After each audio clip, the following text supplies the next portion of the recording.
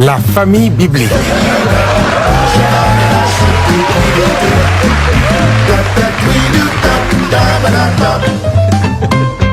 Je vais vous parler ici d'une famille que j'ai nommée la famille biblique. Dans cette famille, tellement spirituelle, tout ne se fait que par des versets bibliques. Les dialogues, les causeries, les commissions, tout se fait que par les versets bibliques. Un matin, la maman se pointe devant la porte de son fils et pour lui demander de sortir, elle dit, « Mon fils, réveille-toi d'entre les morts et Christ t'éclairera. » L'enfant se tourne et retourne sur son lit et dit, « Femme, qu'y a-t-il entre toi et moi? Mon heure n'est pas encore arrivée. » La maman qui a vraiment besoin de l'enfant pour le commissionner dit, « Rachetez les temps car les jours sont mauvais. » L'enfant aussi qui ne voulait rien faire ce jour dit à sa mère, « Il y a un temps pour toutes choses. Il y a un temps pour travailler et il y a un temps pour dormir. » La maman change un peu de ton et dit, « Enfant, obéissez à vos parents. » L'enfant réplique automatiquement, « Et vous, parents, n'irritez pas vos enfants. » La maman finit par se retirer tranquillement. Mais quelque chose va se passer le soir. Madame avait demandé quelque chose à son mari depuis il y a 2 mois. Et depuis ce temps, monsieur peut-être a oublié ou bien c'est expressement, il n'a pas répondu à la demande de madame. Alors, ce soir-là, dès 19h, madame est déjà dans la chambre. Elle a enfilé son sous-vêtement, le collant et même le carrera et elle se place au fond du lit. Son mari, constatant son absence de quelques minutes déjà, entre lui aussi dans la chambre. En voyant seulement le décor qui est planté, vous le savez très bien, les hommes ont d'autres yeux. Lorsqu'ils regardent, ils peuvent déjà imaginer ce qui pouvait arriver après. Et là, très rapidement, monsieur a compris qu'il y a un danger. Alors, il commence à faire sa prière à haute voix en disant ceci. Il se déplace partout dans la chambre et dit, « Oh Dieu, je te loue et je te célèbre pour la femme merveilleuse que tu m'as donnée. Une femme soumise, une femme obéissante.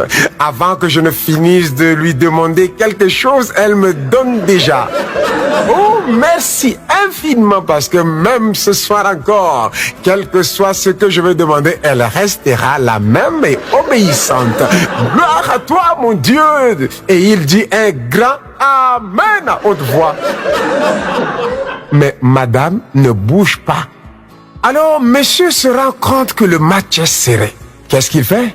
Il vient prendre sa place au lit. Et dès qu'il s'assoit avec un peu de force, il fait un peu de bruit, la femme tire la couverture sur elle et se serre encore davantage au mur.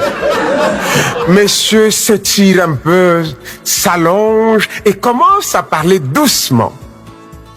Demandez et l'on vous donnera. Et là, il y a silence de mort. Alors il continue. Cherchez et vous trouverez. Et en disant cela, il envoie sa main pour toucher sa femme, mais la femme est encore allée plus au mur. Alors à la fin, il va dire, frappez et l'on vous ouvrira. Et en disant cela, il envoie aussi son pied pour cogner sa femme, mais la femme ne fait pas de mouvement. Et c'est alors que monsieur étant en train de réfléchir sur qu'est-ce qu'il devrait encore faire, il écoute la petite voix sous la couverture. Non, la main de l'Éternel n'est pas trop courte pour sauver, ni son oreille trop dure pour entendre. Mais ce sont vos crimes qui mettent une séparation entre vous et votre Dieu. Ce sont vos péchés qui vous cachent sa face et l'empêchent de vous écouter. Le monsieur, avec une voix triste et de supplication, dit, « Seigneur, fais-moi voir ta gloire. » La femme sourit et dit, « L'entrée de la ville de Jéricho est fermée et barricadée. » Vous savez, l'homme reste l'homme.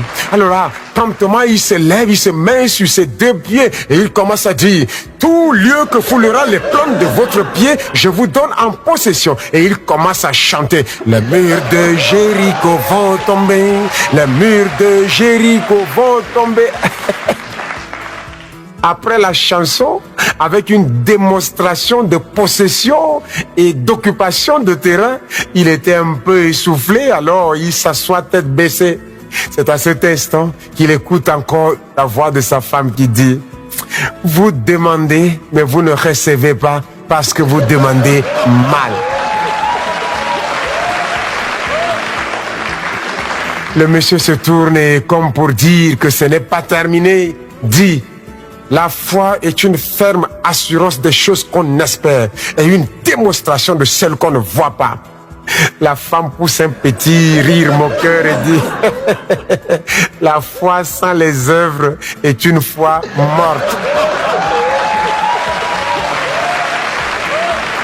Le monsieur s'est rendu compte que sa femme s'est très bien préparée, alors il se console en disant, toute chose concourt pour le bien de ceux qui aiment Dieu.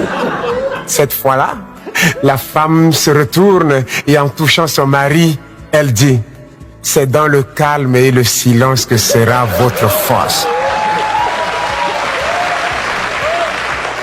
Le lendemain matin, au réveil, monsieur dit ceci à sa femme, c'est ici la journée que l'Éternel a faite, qu'elle soit pour nous un sujet d'allégresse et de joie. Alors, comme pour rappeler son mari de sa demande, madame dit, que chacun de vous, au lieu de considérer ses propres intérêts, considère aussi ceux des autres. Alors, monsieur qui a compris la leçon, non seulement il est allé chercher ce que sa femme a demandé, mais il a ajouté plein de cadeaux. Pain, ceci, cela, des crèmes, des bijoux et des gâteaux, beaucoup de choses. Et il revient en souriant et devant sa porte, il se place, sonne et dit, voici, je me tiens à la porte et je frappe. Si quelqu'un entend ma voix et ouvre, j'entrerai chez lui, je souperai avec lui et lui avec moi. Alors, madame qui guette par la fenêtre et qui avait déjà vu son mari avec plein de cadeaux et de paquets entre ses mains, sort et en souriant, elle embrasse son mari et dit, c'est bien, bon et fidèle serviteur. Entre dans la joie de ton maître. Et c'est là où la joie est revenue dans la famille.